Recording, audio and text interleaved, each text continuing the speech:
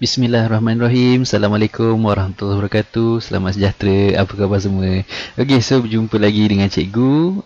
Kali ini kita akan belajar bab 9 teknologi angkasa lepas. Tapi hari ini cikgu akan cover 9.1 satelit. Okey. Dan apa yang kita akan belajar pada hari ini adalah So standard pembelajaran kita menerangkan jenis-jenis orbit satelit, menjelaskan dengan menggunakan gambar rajah kedudukan apogee dan perigee dalam satu satelit dalam orbit elips, membuat perkaitan hubungan antara ketinggian orbit dengan laju satelit, menerangkan bagaimana satelit dilancarkan dan ditempatkan dalam orbit dan menerangkan fungsi stesen angkasa, kemudian berkomunikasi mengenai kaedah menjejaki stesen angkasa, menghuraikan kesan perkembangan pesat dalam teknologi angkasa lepas. Okey, video ni mungkin agak panjang sikit, tapi cikgu akan buat pada 2 part. Tapi jangan risau, cikgu akan cover semua. Okey. Okey, sebelum tu mari kita berkenalan dulu dengan istilah satelit ni. Okey, jadi satelit ni apa? Sebenarnya satelit ni merujuk kepada sebarang objek ataupun apa-apa objek yang mengorbit planet ataupun bintang. Jadi terdapat dua jenis satelit, iaitu pertama satelit semula jadi dan lagi satu satelit buatan.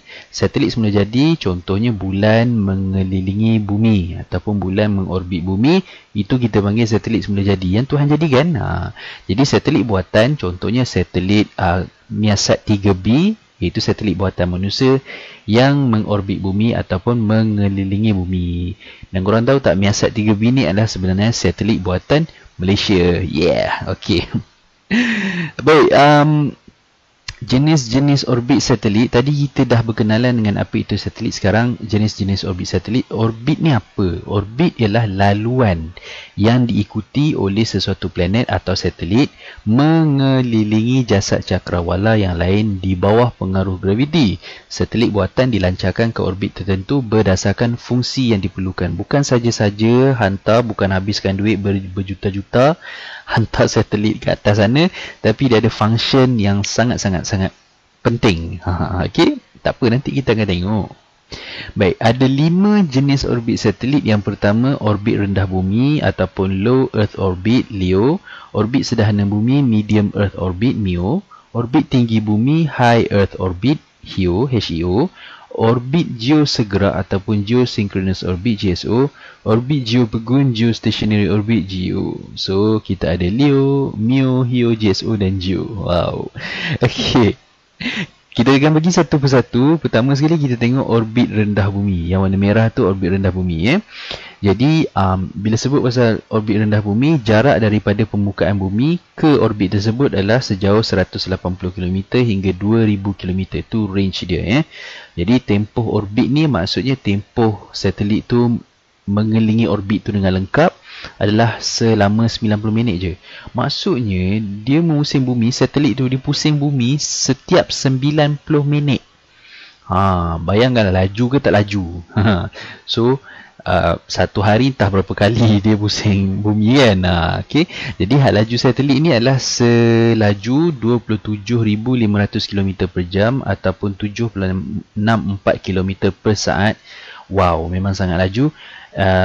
Satelit ini pada altitude 705 km dan contoh satelit-satelit yang berada di orbit LEO ni adalah kapal angkasa, stesen angkasa, teleskop angkasa dan satelit untuk telefon mudah alih. Contoh satelit milik Malaysia yang pernah berada di orbit ini adalah Razak Sat 1 dan Tiong Sat 1. Wow, pernah berada di orbit ini satelit buatan Malaysia. Syabas Malaysia. Okey. Yang kedua, kita tengok orbit sederhana bumi iaitu medium earth orbit, MEO, yang warna biru tu. Okey, jarak daripada permukaan bumi adalah sekitar 2000 hingga 35,780 km. Tempoh orbit 2 jam hingga 24 jam. Okey, based on ketinggian. Laju satelit adalah 13,900 km per jam ataupun 3.86 km per saat pada altitude 20,200 km. Dan contoh satelit yang berada pada orbit ini adalah satelit yang digunakan dalam sistem penentu sejagat yang dikenali sebagai GPS. Pernah dengar GPS? So satelit yang GPS tu ada dekat orbit MEO. Okay? Dan seterusnya kita tengok pula kepada orbit tinggi bumi yang warna ungu tu, HEO. Jadi jarak daripada permukaan bumi bila sebut tinggi, maksudnya jarak dia adalah 35,780 km atau lebih. Wow, 35,000 ke atas So tempoh orbit dia lebih 24 jam dan halaju satelit ini adalah 11,100 km per jam. Ataupun bersamaan dengan 3.08 km per saat pada altitude ataupun ketinggian 35,780 km di atas kita ini. Okay. So contohnya satelit yang digunakan untuk tujuan komunikasi dan remote sensing ataupun bahasa Melayu penderiaan jauh. Jadi remote sensing ni apa? Remote sensing ni adalah untuk mengesan perubahan-perubahan yang berlaku di sesuatu kawasan. Contohnya perubahan struktur muka bumi, perubahan cuaca, ataupun kedalaman laut, ataupun ketinggian sebuah gunung, ataupun apa-apa proses fizikal yang berlaku terhadap muka bumi akan dikesan oleh satelit ini, iaitu satelit remote sensing. Itulah kata senangnya. Okey, seterusnya adalah orbit geosegerak. Okay, cikgu sengaja asingkan, sebenarnya bendanya sama je. Okey. Tetapi cikgu asingkan untuk membezakan nanti banyak sangat serabut kan. Okey. So jarak daripada permukaan bumi ataupun altitude dia adalah sejauh 35,780, maksudnya dia sangat tinggi. Tempoh orbit dia kurang daripada 24 jam. Halaju satelit dia adalah 11,100 km per jam ataupun 3.08 km per saat pada altitude 35,780 km. Contoh satelit yang berada pada orbit GSO adalah satelit kaji cuaca, dan ciri-ciri dia adalah pertama, mengorbit bumi pada satah condong di kawasan khatulistiwa bumi. Jadi okey, kalau kamu lihat orbit yang berwarna hijau ni, satah khatulistiwa adalah satah yang berada di tengah-tengah. Ini paksi bumi dan ini kawasan tengah-tengah bumi. Dia berada condong sedikit pada satah khatulistiwa tu. Jadi apabila dia condong, satelit tu bila kita nampak dia, kita boleh nampak dia, kalau boleh nampak dia seolah-olah berulang-alik di antara utara selatan, dia pusing-pusing macam tu. Bukan dari kiri kanan, tapi dia atas bawah, dia pergi dari utara pergi ke selatan. So dia nampak macam tu berbanding dengan satu kedudukan tetap di bumi. Jadi satelit milik Malaysia yang pernah berada di orbit ini adalah Miasat 2. Okey. Next kita tengok orbit geopegun ataupun geostationary orbit ataupun GEO. Jadi jarak daripada permukaan bumi juga adalah sejauh 35,780 km. Tempoh orbit adalah selama 24 jam untuk melengkapkan satu pusingan dia, dan halaju satelit dia adalah 11,100 km per jam ataupun 3.08 km per saat pada altitude 35,780 km. Contoh satelit yang berada pada kedudukan geo ini adalah satelit komunikasi dan juga penyiaran. Okey, so ciri-ciri dia mengorbit bumi pada kecondongan 0 darjah pada satah khatulistiwa bumi. Maknanya dia berada betul-betul pada atas satah khatulistiwa bumi kita. Dan satelit yang putar mengelilingi bumi tetapi kelihatan pegun kerana satelit tersebut berputar pada kelajuan yang sama dengan putaran bumi. Maksudnya di sini, satelit ni kalau kita boleh nampak dia, satelit ni sebenarnya nampak statik je ada kat atas kepala kita. Sebenarnya dia bukan statik, dia bergerak dengan halaju yang sama dengan halaju putaran bumi. Kita yang duduk kat bumi ni sebenarnya kita berputar juga tau. Sebab kita duduk atas bumi, jadi kita berputar. Dan satelit pun berputar pada masa yang sama, tapi halaju kita dengan dia sama. Jadi benda tu nampak statik lah sebab kita bergerak sama laju dengan dia. Okey. Jadi satelit ni juga boleh melihat kira-kira 40% permukaan bumi, maka hanya 3 satelit yang sama jaraknya diperlukan untuk liputan seluruh dunia. Okey, maksudnya macam ni. Satelit ni dia punya cover dia akibat dia duduk yang tinggi pada orbit yang tinggi, jadi coverage dia lebih luas.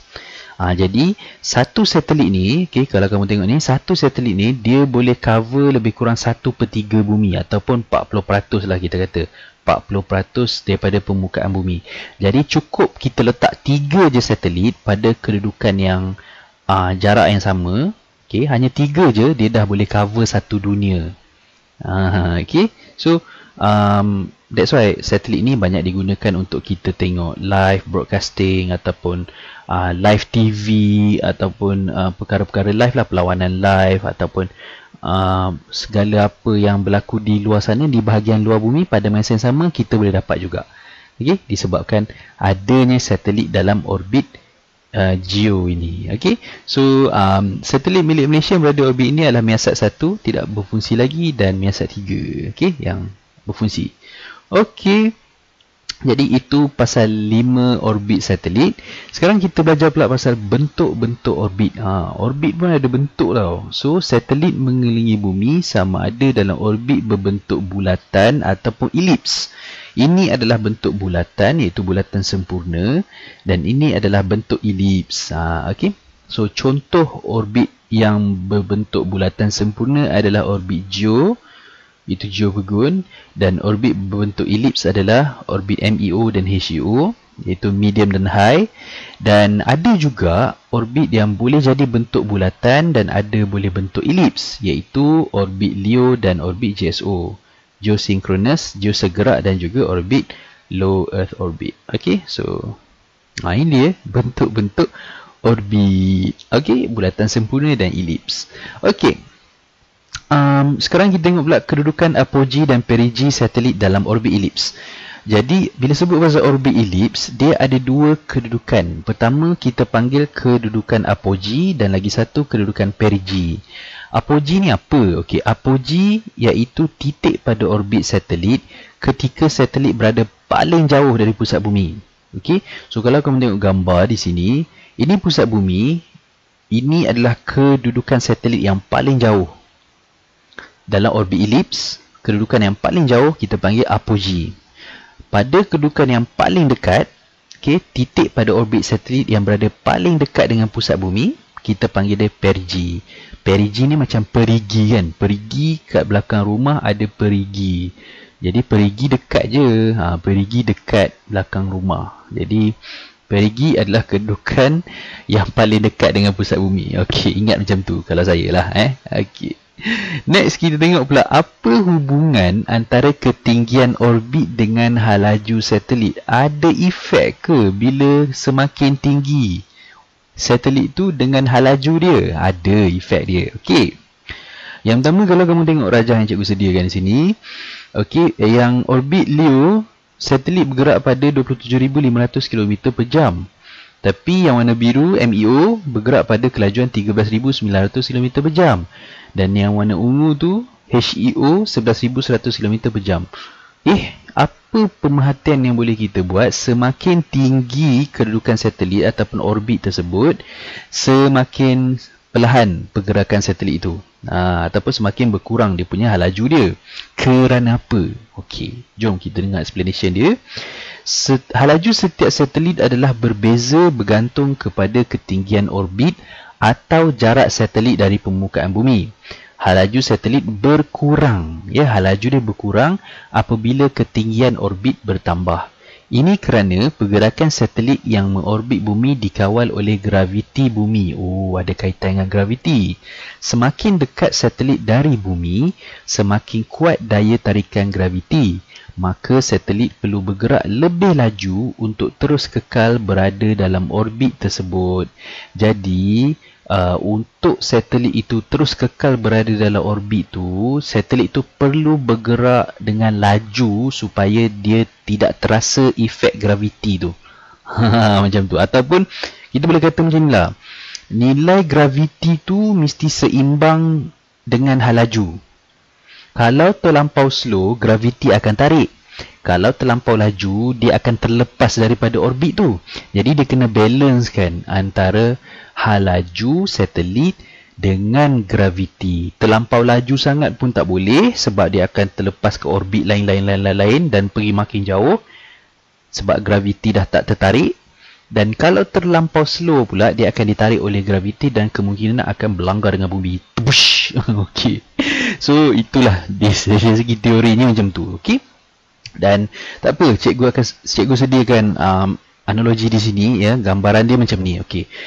Kita baling sesuatu ataupun baling bola ataupun baling batu ke hadapan ataupun ada meriam yang tembak peluru ke hadapan, at the end memang peluru tu akan jatuh. Bola yang kita baling, batu yang kita baling tu akan jatuh ke bumi. Ini disebabkan oleh daya tarikan graviti yang cikgu katakan dia mungkin graviti tu lebih besar daripada halaju objek. Jadi dia menyebabkan objek tu jatuh ke bumi disebabkan oleh graviti. Namun ada satu keadaan cikgu letakkan meriam tu tinggi dekat atas sana. Okey. Dan cikgu tembak dia dengan kuat, maksudnya halaju dia lajulah. Halaju dia laju. Okey, boom, cikgu tembak dia laju. Halaju dia sangat laju sehingga kan halaju dia boleh balance dengan daya tarikan graviti sampai dia berpatah balik ke kawasan asal dia. Dia tak jatuh-jatuh. Itu teori dia. Itu seolah-olah analogi dia macam tu. Cikgu tembak, dia tak jatuh-jatuh. Dia hampir nak jatuh tapi tak jatuh-jatuh disebabkan dia tu laju dan graviti tu dia seimbang antara graviti dengan halaju. Jadi bila seimbang, objek tu taklah jatuh ke bawah dan taklah dia pergi ke atas sangat. Dia just stay pada kedudukan macam tu. Maknanya dia seimbang. Okey? So guys, nampaknya sampai sini saja video cikgu untuk kali ini. Tapi jangan risau, cikgu akan sambung dengan part 2. Okay, sebab tajuk ni mungkin agak panjang sikit. Kalau masih tak faham, boleh tonton video cikgu atau boleh komen di ruangan komen di bawah. Nanti insyaAllah cikgu akan sediakan soalan latihan untuk kita sama-sama study. Okay, so salam sayang kepada cikgu. Terima kasih. Assalamualaikum warahmatullahi wabarakatuh. Bye-bye.